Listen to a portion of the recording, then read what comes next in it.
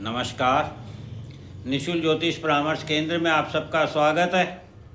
जैसे कि हमने ब्रह्मांड की सृष्टि की संरचना के बारे में जाना और हमने जाना कि एक ऊर्जा पुंज है जिसके द्वारा सृष्टि का निर्माण हुआ है और यही सृष्टि में सृजन का कार्य करता है, यही पालन पोषण का कार्य करता है और यही फिर विनाश का कारण बनता है।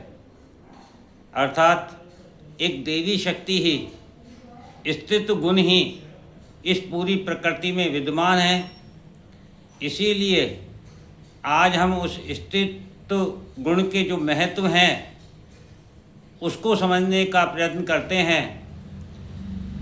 तो हमने जाना कि प्रकृति के निर्माण में स्थित्व गुण की महानता है। पूर्णता का प्रतीक भी हमारी शिव और शक्ति स्वरूपा हैं। स्थित्व गुण में इमोशन होता है, त्याग होता है, समर्पण और प्रेम और प्यार है। और हम यदि ग्रहों को समझना चाहें तो हम देखेंगे कि ग्रहों के स्थित्व गुण को समझें तो हमें मिलेगा कि चंद्रमा ग्रह जो है वह पूर्ण रूप से स्थित्व गुण से परिपूर्ण है, क्योंकि चंद्रमा की मूल राशि कर्क राशि है जो हमारे मन का कारक ग्रह है और मन इमोशन के लिए महत्वपूर्ण ग्रह है। इस प्रकार से चंद्रमा में पूर्ण रूप से स्थित्व गुण मौजूद है। फिर यदि हम शुक्र ग्रह की बात करें तो आप सभी जानते हैं कि शुक्र ग्रह भी लक्ष्मी स्वरूपा माना गया है, जो प्रेम और प्यार का प्रतीक है, प्रकृति का प्रतीक है, सुंदरता सौंदर्यता का प्रतीक है। इसलिए शुक्र में भी स्थित्व गुण पूर्ण रूप से स्थित है। तीसरा ग्रह यदि बुध ग्रह की हम बात करें तो हम देखते हैं कि बुध ग्रह बुद्धि, विवेक और वाणी का कारक ग्रह है और वाणी की देवी स्वयं सरस्वती है, जो स्थित्व गुण की पूर्णता है। इस प्रकार से बुध ग्रह में भी पूर्ण रूप से स्थित्व गुण स्थित है। चौथा ग्रह यदि हम गुरु ग्रह को समझें तो गुरु ग्रह भी हमें नियम, धर्म, पालन पोषण,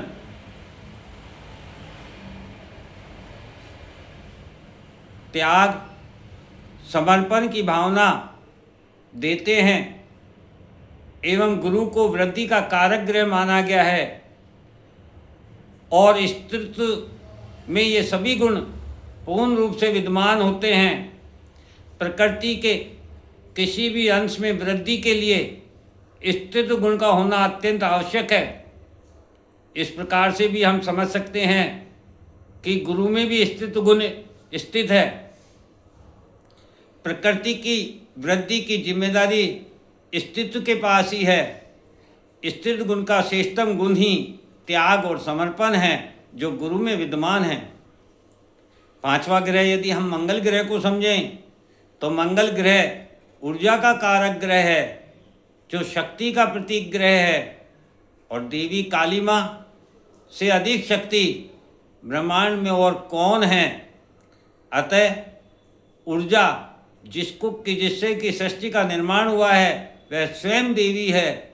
इस प्रकार से मंगल भी, ऊर्जा भी और शक्ति भी पूर्ण रूप से स्थित्व गुण स्थित है। छठा ग्रह यदि हम शनि ग्रह को समझना चाहें तो शनि ग्रह हमारे कर्म को दिखाते हैं।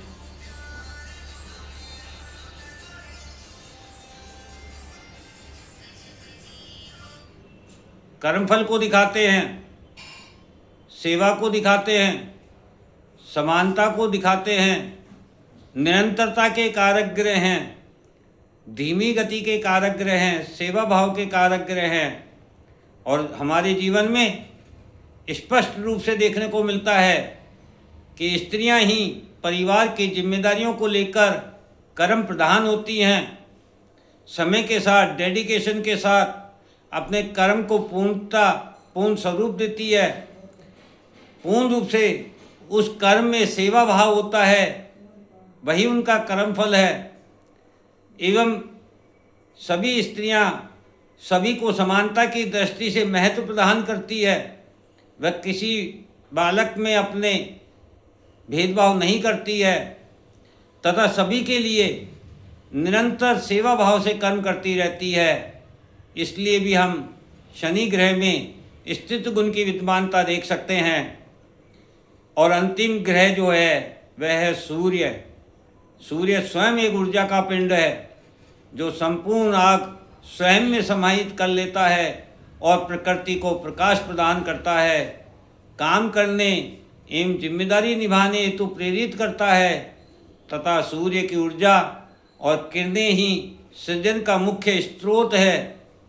और स्त्री से ज़्यादा अग्नि और ऊर्जा अन्य किसी में इस प्रकृति में कहाँ उपलब्ध है। स्त्री ही समाज को प्रकाश दिखाती है, काम करने एवं जिम्मेदारी निभाने के लिए प्रेरित करती है। जब एक बालक का विवाह होता है तो वह अपनी जिम्मेदारियों को निभाने के लिए पूर्ण रूप से जिम्मेदार व्यक्ति बनता है और अपने कार्य को श्रेष्ठतम ऊंचाई की ओर ले जाता है। तो उसमें भी एक अस्तित्व का महत्व है। इस प्रकार संपूर्ण ब्रह्मांड अस्तित्व गुण से परिपूर्ण है और यही कारण है कि प्रत्येक जीव में प्रकृति में पुरुष गुण के साथ साथ स्थित गुण भी होता है। और स्थित गुण ही प्रकृति है, क्योंकि प्रकृति हमें प्रेम और प्यार सिखाती है, प्रकृति हमें त्याग और समर्पण की भावना देती है, प्रकृति हमें इमोशन देती है जिससे व्यक्तित्व का जुड़ाव होता है, समाज का निर्माण होता है और सृष्टि की रचना होती है। इस प्रकार से ब्रह्मांड में स्थित सभी ग्रह अपना एक स्थित गुण लेकर स्थित है। यदि हम इन स्थित गुण को जागृत कर लें और इनको पूर्ण रूप से उपयोगी बनाएं तो निश्चित रूप से हमें अपने जीवन में कभी किसी प्रकार का कोई कष्ट या परेशानी नहीं हो सकती है। इसीलिए हमने प्रकृति ब्रह्मांड की संरचना को जानने का प्रयत्न किया था कि आखिर प्रकृति का निर्माण किसने किया, किस प्रकार किया और उसमें कौन से गुण विद्यमान हैं, और ये ब्रह्मांड हमें किस प्रकार से ज्योतिष के द्वारा ग्रहों के बारे में समझाता है और हमें किस प्रकार से इन्हें सदुपयोग करना चाहिए। इस प्रकार से आज हमने ब्रह्मांड में स्थित सातों ग्रहों के विद्यमान गुणों को जाना। अब इसे हम अपने जीवन में यदि लेना चाहें, जानना चाहें, समझना चाहें तो निश्चित रूप से जब हम अपने इमोशन के साथ जुड़कर त्याग और समर्पण की भावना से किसी भी जीव से, किसी भी पदार्थ से, प्रकृति के किसी भी रहस्य से जब हम प्रेम और प्यार करते हैं तो निश्चित रूप से हमें प्रकृति का सहयोग प्राप्त होता है और हमें जीवन में सफलता प्राप्त होती है। और जब हम इनका दुरुपयोग करते हैं तभी हमें कष्ट प्राप्त होता है। तो इस प्रकार से आज हमने इन ग्रहों के स्थित गुण के बारे में जाना। अब इस स्थित गुण की वर्तमान में यदि हम रचना करें, विवेचना करें, समझने का प्रयत्न करें तो हम पाएंगे कि वर्तमान समय में हमारे जीवन से ये सभी गुण से हम वंचित हैं। हम इन गुणों से बहुत दूर निकल गए हैं। आज ना तो हमें किसी जीव में इमोशन देखने को मिलता है, ना ही त्याग और समर्पण की भावना है। प्रत्येक जीव अपने स्वार्थ हित के लिए कार्य करता है और स्वार्थ हित में के वशीभूत वह किसी से प्रेम और प्यार भी नहीं कर पाता है। व्यक्ति केवल अपने बारे में सोचता है और इसीलिए वह जीवन में परेशान रहता है। जय हिंद, जय भारत।